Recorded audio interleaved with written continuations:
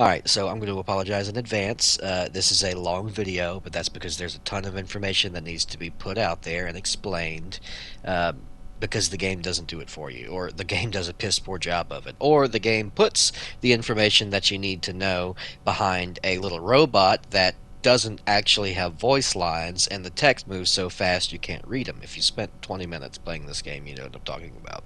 Uh, this is intended to help those who are in the mid to late part of the normal mode optimize their builds early on. This is not a min-maxer guide. This is not a tutorial for in-game builds. This is not for specific niche setups. This is just to help you get a general understanding of how to progress with the game and get out of, like, if you're having issues with let's say you're having trouble fighting Pyromaniac, who for Ajax should be an incredibly simple, like mind-numbingly dumb fight, and I'll showcase that as well.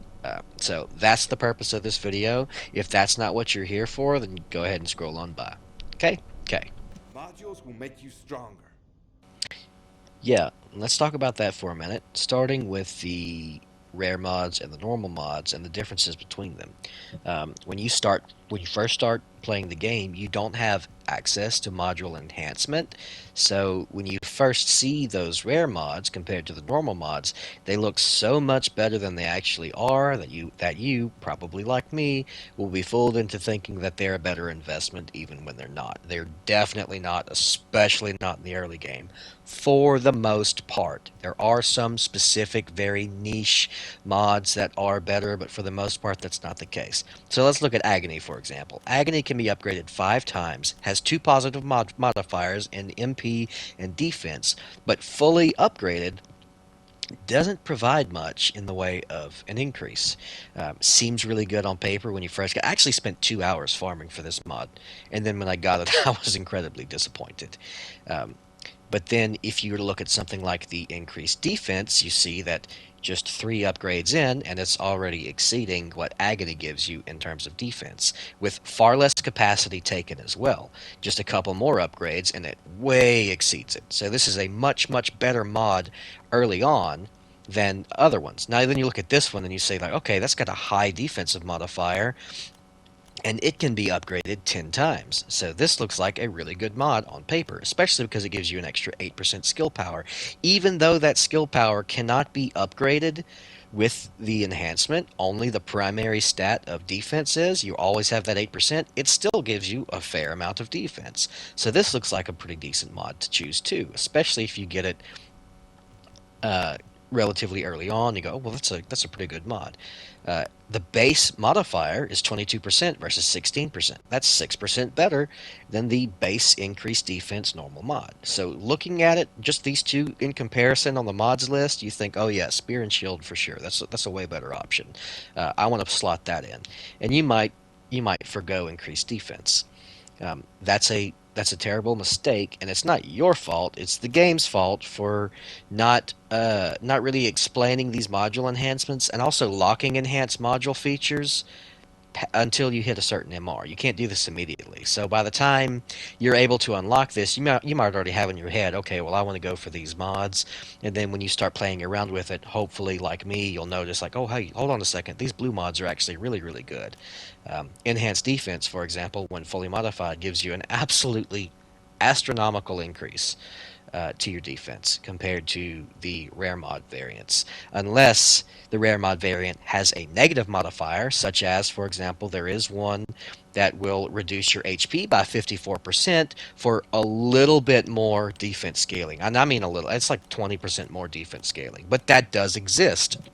In the early game, however, that's going to be completely wasted because you don't want to lose half your HP. Later on, towards the end game in hard mode, you might, however, have a build that sacrifices all of your HP to scale that stat into your defense and your shields, in which case having 1 HP set anyways means the negative 54% modifier just doesn't matter. So that extra defense is worthwhile. But that's one of those very, very niche examples that I was talking about earlier.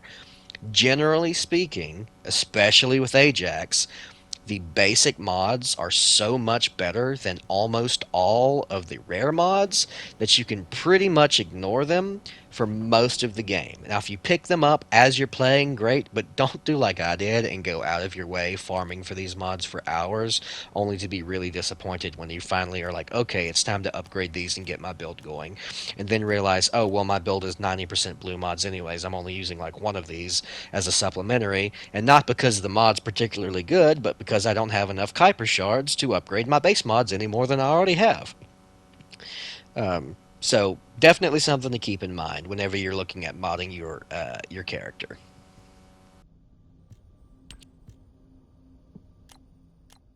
Now, as mentioned, there are some exceptions to this, such as if a mod has a negative modifier, then that means that their primary modifier, their primary positive, is going to scale higher than the base mod does. For this case, if you were to say, okay, well, I don't really care about the skill power modifier, which really doesn't matter for a lot of characters. Um, I want more. I want more duration. This is technically a better mod for that. However, it's like it's an incredibly small benefit for the negative modifier, and it costs twice as much to upgrade rare mods per upgrade than it does the base form. So in this case, you'll be trading another 100,000 Kuiper shards and 20% of your skill power modifier for an extra like 4% skill duration. So it's definitely there's a lot of like really this is for those that really want to min max specific builds. Um, it's not something that's going to be very handy for general play. And also, side note, both of these skills are almost useless for Ajax, especially in the early mid game. He does not benefit from duration. Um, and skill power modifier doesn't really affect him much either because he's got such a massive base skill power modifier, but that's for later in the video. But neither one of those skills are really a big plus for him, anyways. All right, now before I talk about builds themselves, I want to address the equip recommended module function because this button right here is actually what made me decide to make this video. Now this says that this is the recommended module combination for Ajax Descendants based on records from the top 10% of successful intercepts used in Pyromaniac Void Intercept battles. Um, Most of this build makes pretty good. I mean, increased defense, that's good. Most of this build makes sense. Most of it. Nimble fingers, that makes sense. Skill cooldown is always good. More shield up time is always better. Being able to pop your expulsion more often is always better. That's not a bad skill to invest in. I've only invested into it a few times because I just wanted to get the orbital barrier cooldown low enough that I can comfortably keep it up pretty much whenever I want to, and I feel like 13 seconds is a good medium for me, so that's what I've got it set to, and I've got no issues there. Now, as for your melee, it doesn't really matter what you use, but if you're going to be hitting the enemy a lot, Dual Claw is a good option because it creates bleed. Personally, just pick whatever you have that's already upgraded. I'm not going to be punching the fucking Colossi. That's not going to be a viable damage output option for me.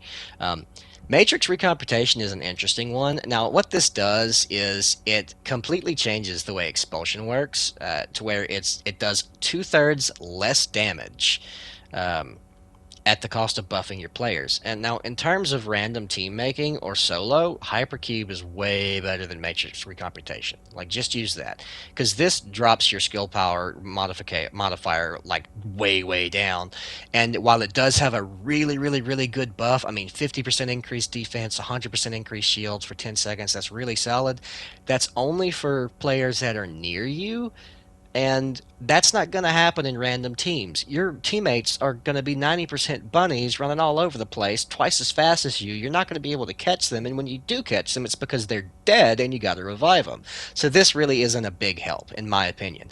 Hypercube is way better. You use Hypercube, and everyone can see it. Everyone knows what it does. Everyone can run to it, give you an opportunity to help them out. I think that's way better, and as a result, I'm going to drop that skill from the build. Um, I can see why some people might run it, but I really don't think that it's a big benefit, especially in a fight like Pyromaniac when you're not staying composed. And it's the most chaotic team match I've ever been in. Like I've not seen anything more ridiculous. And Expulsion's way better with that 1290% scaling as a mod clear too. Any of those mods that get near you that want to knock you back and forth, pop Expulsion and they're dead. That's a much better use of that skill, in my opinion. So I dropped that skill as well. Now, regeneration boost is technically okay, like it does help, but you have so much HP that you really don't need that. It's not a huge boost for him, especially because those little ads that pop up, they drop so many health orbs that you can literally, you're going to see in the video later on in the video when I'm fighting Pyromaniac, you're going to see I don't come close to death at all, and I barely do anything. The pyrogenic attribute that buffs all of your attributes a little bit is completely useless. When you're fighting Colossi, just slot in whatever antibody is it matches their attack type. For Pyromaniac, that's fire. Just use the fire resistance. Unless there's a Colossi way later on down in hard mode that has two or more elements, you're never going to need Pyrogenic for that. Pyrogenic's for like your random matches when you're out in the world farming stuff or something like that. So yeah, drop that sucker. You don't need it. Skill expansion, however, is phenomenal. Skill expansion affects all of your skills, including your defensive and your offensive options. So you've got a wider AoE, you've got bigger shields, you've got a bigger barrier. The orbital barrier, the one downside with it when fighting Colossals is the fact that um, if the Colossi is too close to you, it'll shoot over the barrier and hit you in the face, and that kind of defeats the purpose of having the orbital barrier. You want the Colossi to shoot himself in the face. This mod helps with that. It greatly increases the barrier size to a point that the Colossi can get much closer before it's able to shoot over the barrier. Like it pretty much has to be, its dick needs to be resting on your head in order to actually hit you. So big increase with skill expansion. Also, the ability to to use expulsion and knock out the little ads from further away is also really nice too. So just in general, it's a good quality of life option to pop in there. And that's pretty much the build. It's almost entirely basic stuff, and then you have that one rare mod to fill out the capacity that I have left because I don't really have anything else.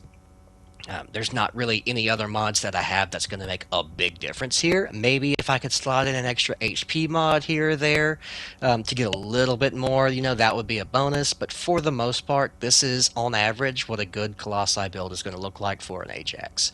And it's a lot of the basic mods, at least early on. Now, you can drop dual claws that I have here for a more invested shock punch, and now suddenly I have more capacity. I can go for something else. So I'll look around and see what I have. I don't have very many options. Non-attribute skill power will boost my expulsion by a lot, but it already one-shots the ads, and I'm not going to be using it to attack the Titans, so it's not really good for a Colossi build specifically, though I will slot that in for other gameplay options. If I'm running random matches or instance dungeons, anything that's not Colossi, skill power is great. I'll go with a non-attribute specialist for that to get that extra 30% power. Um, so that's pretty much the build. With this extra 10 capacity, you can either upgrade your existing mods, which is generally the best thing to do until they're all fully upgraded. But because I don't have the Kuiper shards for that, I'm just going to find another mod and jam it in there and then call it quits just to fill out that capacity. Alright, after looking around for a bit, I decided that the stem accelerant was the best option I had, an extra 23% HP. That's good because, one, it adds more survivability, and two, it makes your barrier and your hypercube even stronger.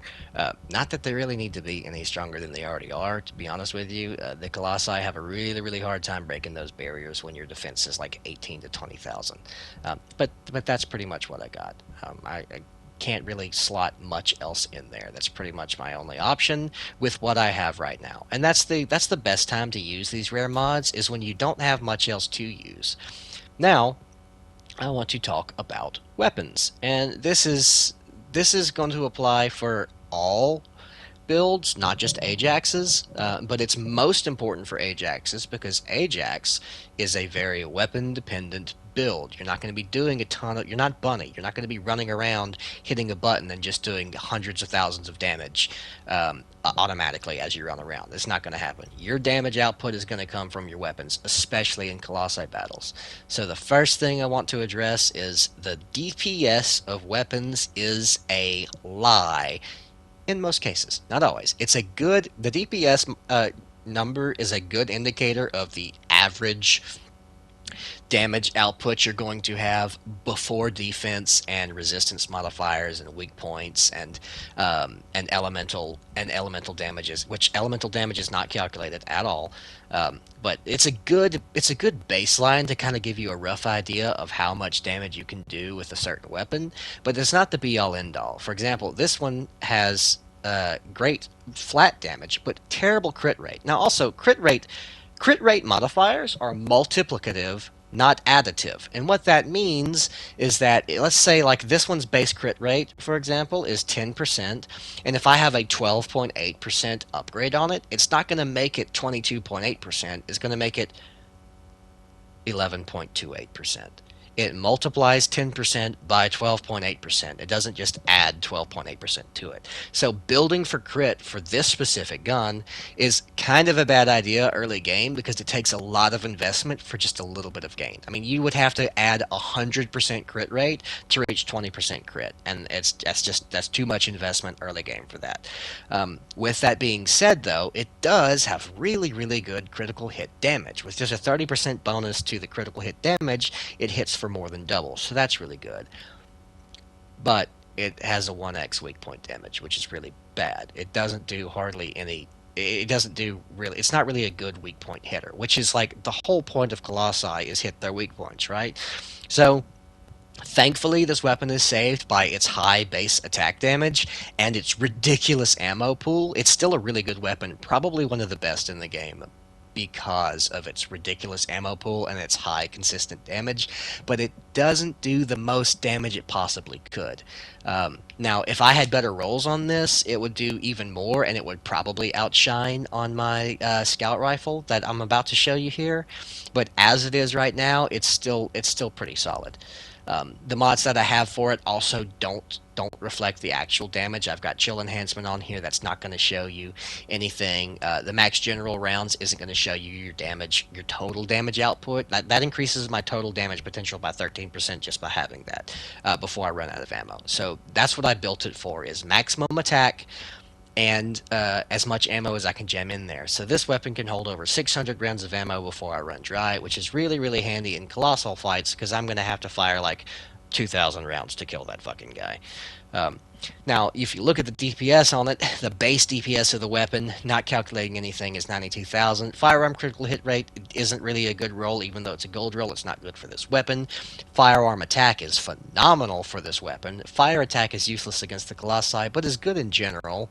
And firearm critical hit damage, though the crit rate is bad, the crit damage is really good, so that's not terrible. But this could overall be rolled much better. Um, this one, however, 50,000 DPS versus 92,000. You'd think that the Sonic co-op couldn't compete, right?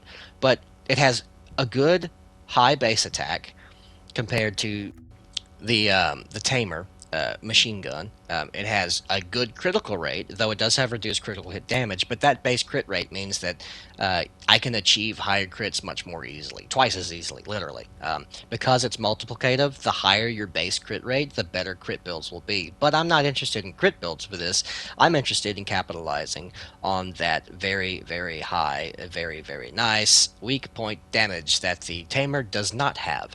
Weak point damage is calculated after all other damages, so that's your final modifier. So this is a 1 point, it's basically 1.6 times damage after all other calculations are done. That includes if you roll for extra colossi damage or chill attack or weak point damage bonuses, just as this has, except for the bonus order of truth modifier. This gun is basically perfectly made for fighting colossi, specifically fire type colossi. Chill attack specifically adds 20% damage, and the bonus firearm attack versus Colossus adds like 45% damage, I believe. So you're looking at a total damage output against weak points specifically. This thing has about 150,000 DPS once it's all said and done, but that doesn't show in your DPS calculations. So if you're not considering all of those stat details whenever you're looking at your weapons, you can potentially miss out on some gems. The Sonic Co-op is, in my opinion, a fantastic first rush weapon to get those weak points out of the way, knock them out, do some initial damage, some knockdown. This is a great weapon to go with. Now, it does still suffer in the long run versus the Tamer because the total ammo capacity is dog shit. You can carry about 100 rounds with this versus 600 rounds with the other. So you're going to run out of ammo really, really quickly. But all in all, the starting value of this weapon at the beginning of a fight is fantastic. With its initial starting ammo capacity, you can pop both of the shoulder weak points on the Colossi without any trouble whatsoever, and you can do so very quickly. Great weapon. It's also great for knocking out the drones to try to reconstruct or heal him. It's also very handy for that. So definitely something to consider when making these builds and choosing your weapons is DPS is not everything. Check out those other modifiers that they have and do a little bit of head math, and you might see that, hey, these things are really cool. I wish that they showed you the theoretical DPS for in certain situations, like optimal situations, like the chill attack and the bonus firearm attack for colossals not being calculated makes that look so much worse than it actually is. But it is what it is. What are you going to do? Now, as far as your reactor goes, just pick the best one you have. I haven't found reactors with great rolls. However, auxiliary power have resistances on them. I think some of the other mods do too. The HP support memory also can have resistance rolls. I'm really kicking myself because I had a gold rolled fire resistance modifier component that I accidentally sold. I accidentally dismantled it, and it was like an extra 2,500 fire resistance. It was huge. I had over 4,000 fire resistance whenever I first fought Pyromaniac, and then I promptly sold it by accident because I forgot to select it and save it with the register as a favorite. So still mad about that. But yeah, look for any modifiers that are going to increase your HP, your defense, or your shields, and at least one fire resistance modifier is going to be a big help. Like if you can get your fire resistance over 2,000, you're going to be doing really, really well. And while you could do that with the fire antibody, the heat antibody module, it's much easier to just go for one of these rolls to get a high resistance like that than to sacrifice capacity to increase it anymore. So something to consider when making your builds too is to consider those secondary upgrades that they have. Also, side note, all of these decimal point upgrades, I didn't realize this until later on. Those are actually percentage increases. I don't know why some are actual percentage increase modifiers and some are decimal point modifiers, but like this right here, that's 58% equalize search radius and also a 14% firearm proficiency gain modifier. I don't know why one is in a decimal and one is in percentage. I don't know why they chose to do that, but those are percentages. Yeah, so they're a lot better than they look like. Like you look at something that says like 0.57, that's whatever. That's 5.7%. That's not bad. So yeah, just something to consider when looking over this data is they're weird with their numbers. Now onto the fight itself. This is not a difficult fight for an Ajax with the kind of build that I'm using. You'll see that I'm playing pretty sloppy right now. I do have slightly overgeared weapons. They are slightly overpowered, but only slightly. The initial fight that I had with him whenever I fought him originally was like 7 minutes 50 seconds, and the gear that I have now, the weapons that I have now, increase that by like a minute. So it's not going to be a big detriment if you don't have slightly higher level weapons. You're still going to do pretty well. So I start off with a scout rifle and almost immediately pop his shoulder, and then I struggle terribly to buff these things. He shakes 3 times before he stops, and then you can punch it off. Hold on to him for 3 shakes, and then you're ready to go. Pop the next one, get it weakened down, ready to go, and then once those are done, lay into him with all of your machine gun ammo. That's pretty much the whole fight. You can tank a ridiculous amount of damage that he does. You can tank a sword. You see that sword barely took my shield out, and I only had about a third of my shield left. He does so little damage that you almost don't have to worry about it, though it is a good idea for the sake of managing your damage uptime that you pop your orbital barrier whenever you can, and keep those orbitals from healing as well. Those little orbiter drone things. I don't know what the fuck they're called. They're annoying as hell when they start popping you and knocking you out of your stance, though. I don't like being knocked around by the little bastards, for sure. you also don't have to worry too much about the fire terrain. You can pretty much walk in it. It does a little bit of damage to you, but not enough to really worry about. And when your HP does drop to about a third or so, just run around and start collecting the health mods, and you're good to go. You don't really have to worry about it too much, because it's really hard to die as an Ajax in this fight. So I'm going to shut the fuck up for a minute and let you guys just watch.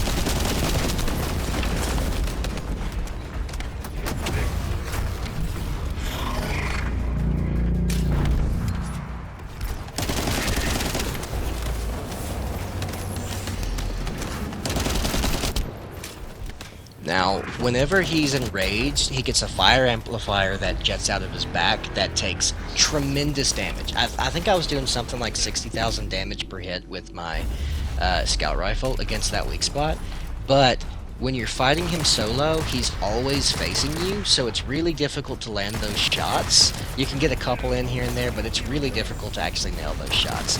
When you're playing multiplayer, completely different story, because chances are 2/3 or 3/4 of the time he's going to be targeting someone else, so you can just wail on him and typically break it very, very quickly if you've got a high weak point damage modifier. You can knock him out of it. So the best thing to do in solo, if you're as shitty of a shot as I am, is to just ignore him while he's in his rage mode, kill all the ads around, collect ammo, reload, get more MP, get your HP up, let your shield regen, because he's incredibly easy to dodge when he's enraged. So he's really less of a threat than he is right now, which, again, as you can see so far, he's really not a threat to begin with. But yeah, when he's enraged, trying to hit that thing on his back, very difficult in single player compared to multiplayer. Multiplayer, fucking trash it.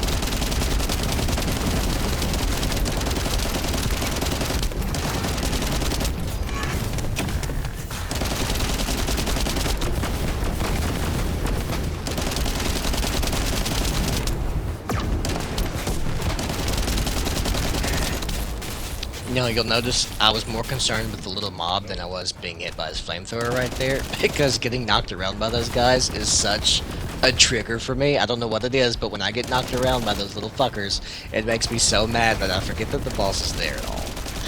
Luckily, I can afford to, because the boss barely does any damage to me, like, at all.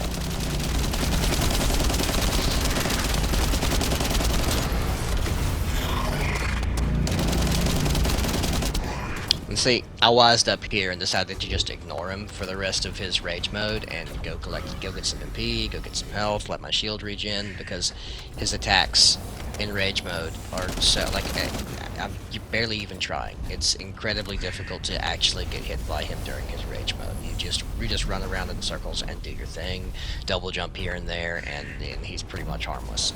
Probably one of the dumbest fights, if I'm being honest. Out of all the Colossi so far, he's probably the worst in terms of being an actual threat.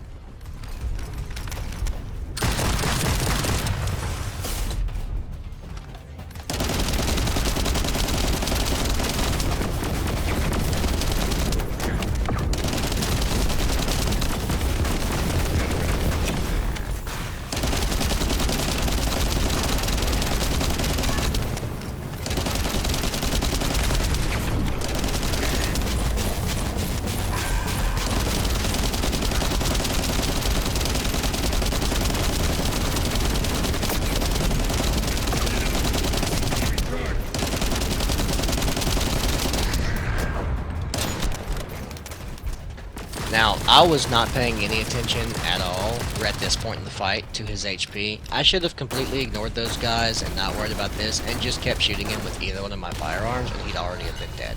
I had no idea what his HP was and I didn't care. I was just running around doing my thing. So I made that fight take a little bit longer than it should have because I was just fucking around. But yeah, that's pretty much his fight in a nutshell. Just keep shooting him till he dies, collect your HP modules here and there, pop your orbital when you can, and keep those fucking drones off of you so they don't knock you around like a goddamn pinata. And that's pretty much the whole fight.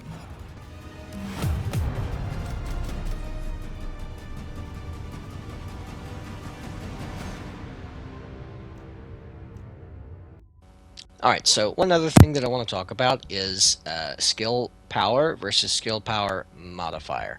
Um, Ajax has a really, really high base skill power modifier for all of his abilities.